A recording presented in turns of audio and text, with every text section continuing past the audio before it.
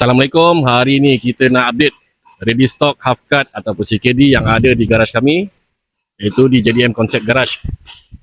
Okay, dekat atas ni kita ada keyless 08. Ni pun keyless 08. Dekat sini kita ada resi 07. Dekat sini kita ada resi 08. Dekat atas ni AB turbo. So dekat bawah ni ada resi 07 juga. Resi 08. Yang ni dah jual. Dan satu lagi yang last, kita ada resi 08 juga. Okey. Dan kita ada lagi 5 biji, 5 buah CKD Alza Paso Sente yang on the way, insyaAllah bulan Januari akan sampai.